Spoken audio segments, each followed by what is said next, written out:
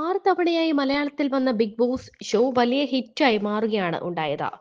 ഓരോ സീസണുകൾ കഴിയുന്തോറും പ്രേക്ഷകരെ കൂടുതൽ ആകർഷിക്കുന്ന തരത്തിലാണ് ഷോ മുന്നോട്ട് പോകാറുള്ളതും അവസാനിക്കാറുള്ളതും. ഏഴാമതൊരു സീസൺ കൂടി കാത്തിരിക്കുകയാണ് ആരാധകർ. എന്നാൽ അതുമായി ബന്ധപ്പെട്ട യാതൊരു സൂചനയും ഇതുവരെ വന്നിട്ടില്ല. സാധാരണഗതിയിൽ ഡിസംബർ ജനുവരി മാസങ്ങളിൽ ബിഗ് ബോസുമായി ബന്ധപ്പെട്ട പ്രഖ്യാപനങ്ങൾ ഉണ്ടാകാറുണ്ട്. മാത്രമല്ല ഈ സമയങ്ങളിൽ പിന്നണിയിൽ മത്സരാർത്ഥികളെ കണ്ടെത്താനുള്ള ഓഡിഷനുകളും നടക്കും. മാർച്ചിലോ ഏപ്രിലിലോ ഷോ നടക്കും. എന്നാൽ നാളിതുവരെയായി ബിഗ് ബോസിനെ പറ്റി യാതൊരു സൂചനകളും ഇല്ലാത്തത് ചൂണ്ടിക്കാണിക്കുകയാണ് ബിഗ് ബോസ് ആരാധകർ. എന്നാൽ ബിഗ് ബോസ് ഷോ ഉടൻ തുടങ്ങുമെന്ന സൂചനയാണ് ഇപ്പോൾ വരുന്നത്.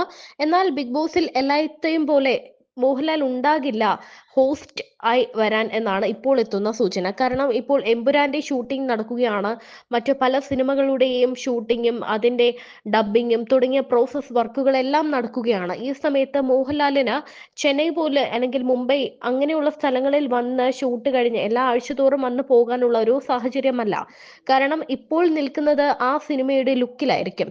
അപ്പോൾ ആ ഒരു ലുക്ക് പുറത്തു വരരുത് എന്ന് നിർബന്ധമുണ്ടായിരിക്കും. സിനിമയെ സംബന്ധിച്ചിടത്തോളം ഒരു നടന്റെ എക്സ്ക്ലൂസീവ് ആയിട്ടുള്ള ലുക്കായിരിക്കും ആ സിനിമയിൽ ഉണ്ടാവുക.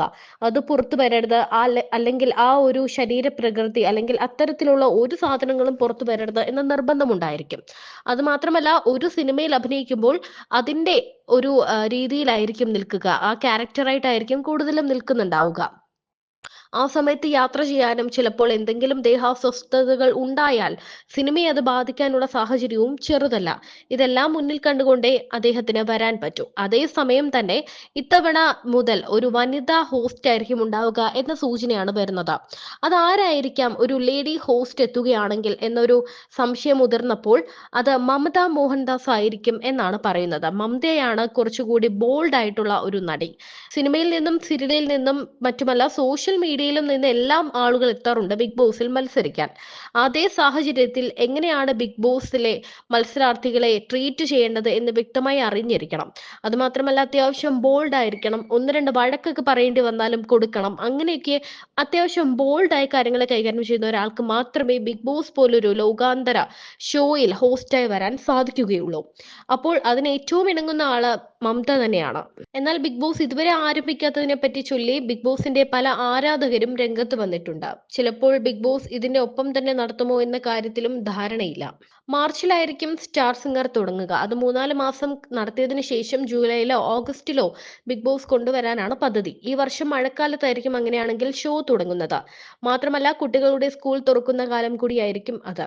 എന്തെങ്കിലും മാറ്റമുണ്ടെങ്കിൽ അറിയും. ചിലപ്പോൾ ബിഗ് ബോസ് അതിന്റെ ഒപ്പം തന്നെ നടത്തുമോ എന്ന കാര്യത്തിലും ധാരണയില്ല. അങ്ങനെ രണ്ട് പരിപാടിയും ഒരുമിച്ച് കൊണ്ടുപോകാനുള്ള സാധ്യതയുമുണ്ട്.